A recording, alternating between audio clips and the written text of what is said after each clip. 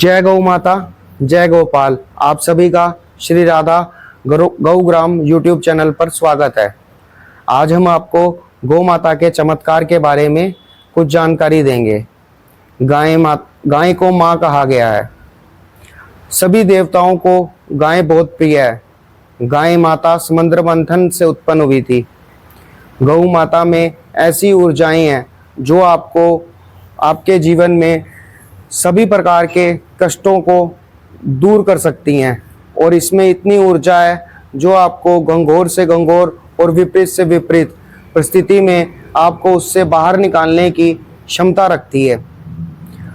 गौ माता की पूजा तो सभी देवी देवता भी करते हैं।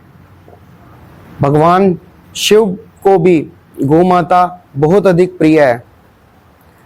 ये वही गौ माता है जिसकी पूजा भगवान श्री कृष्ण ने की है, और जिसकी रक्षा के लिए, संवर्धन के लिए भगवान श्री कृष्ण ने अपना संपूर्ण जीवन लगा दिया। गाय बहुत ही सात्विक और दया करने वाली है, जो हमें प्रसाद के रूप में ईश्वर से प्राप्त हुई है। आज इसी चर्चा को हम आगे लेकर चलेंगे, क्योंकि लोगों के जीवन में बहुत अधिक कष्ट और परेशानियां हैं। इस संसार में जितने भी प्राणी हैं, प्रत्येक वस्तु का कुछ ना कुछ आभामंडल होता है। आभामंडल जिसे हम आमतौर पर तेज, पॉजिटिव एनर्जी, ऑरा कुछ भी कह सकते हैं। हमारे देश के एक पूर्व न्यूक्लियर साइंटिस्ट डॉक्टर माने मूर्ति ने एक यूनिवर्सल ऑरा स्कैनर का विकास किया है, जो सभी प्राणियों व वस्तुओं में ऑरा को मापने का कार्य करता है। उन्होंने इस ऑरा मीटर से अलग अलग प्रकार के प्राणियों और व्यक्तियों का ऑरा मापा है। आमतौर पर आदमियों का ऑरा 3 से 5 तक रहता है। उन्होंने इसे भिन्न भिन्न प्रकार के पशु पक्षियों का भी ऑरा मापा है, जो 2, 2.5, 3, 3.5 तक रहता है। ऑरा सबसे ज़्यादा गौ माता में पाया जाता है। अब हम समझते हैं इसके बारे में।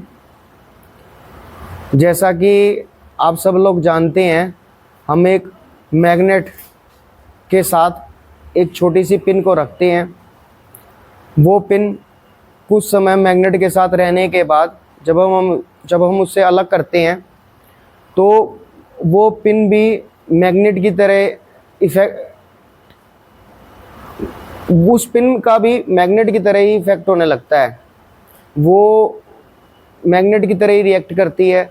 वो लोहे से चिपकेगी, दूसरी पिन को अपनी तरफ खींचेगी। अब हो क्या रहा है, वो मैग्नेट और उस पिन ने मैग्नेट की एनर्जी को अब्जॉर्व कर लिया है, और वो कुछ समय तक मैग्नेट की तरह ही व्यवहार करती है। इसी प्रकार जब हम गौ माता एक ऊर्जा का बहुत बड़ा स्रोत है। जब हम गौ माता के साथ उसकी पॉजिटिव एनर्जी में रहते हैं, तो हमारा शरीर भी उसी पॉजिटिव एनर्जी को उस पिन की तरह एब्जॉर्व कर लेता है। एक्सपेरिमेंट में यह देखा गया है, जो भी व्यक्ति बीमार हो जाता है तो उसके शरीर का ऑरा कम हो जाता है। बीमार व्यक्ति का ऑरा 2 से 3 पाया गया है। तो ऐसे व्यक्ति को गौ माता की 4 परिक्रमा करने को कहा गया, और गौ माता की 4 परिक्रमा जब उसने करी, फिर उसका ऑरा दोबारा से चेक किया गया, जो अब 5 से 6 हो चुका था। मात्र परिक्रमा करने से उसका तेज ऑरा बढ़ गया। तो जो व्यक्ति गौ माता की सेवा करते हैं, उन पर हाथ फेरते हैं, उनका रख रखाव करते हैं, उस पर हाथ फेरने से कितना तेज बढ़ेगा, ये गौ माता का चमत्कार नहीं तो क्या है, जिसे अब हम धीरे धीरे विज्ञान भी प्रामाणिकता दे रहा है। जो व्यक्ति गाय के साथ रहता है, गाय के पंचगव्य, दूध, दही, घी गौमूत्र, गोबर का रस इनका पान करता है, उसे गौ माता से तेज की प्राप्ति होती है।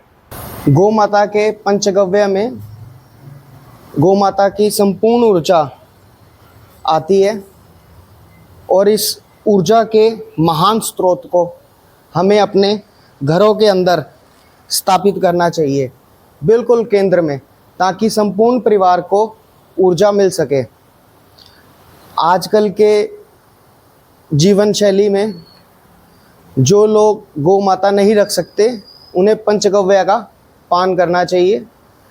पंचगव्य उसी गौ से प्राप्त होता है जो हरी घास खाती है, उसी गाय का पंचगव्य इस्तेमाल करें और सुखी रहें। गौ माता का पंचगव्य, अगर पंचगव्य भी प्राप्त नहीं होता है तो आप गौ माता के घी का उपयोग कर सकते हैं। गौ माता के घी को बच्चों को खिलाइए ताकि उनके अंदर सकारात्मक ऊर्जा बढ़े। घर में दीपक जलाइए जिससे घर में ऑक्सीजन का लेवल बढ़ता है और नकारात्मक शक्तियाँ दूर होती हैं, पॉजिटिव एनर्जी घर में छाती है। और इसी के साथ हम आपसे विदा लेते हैं। अगली बार फिर एक नए टॉपिक पर आपके साथ चर्चा करेंगे। जय गौ माता, जय गोपाल।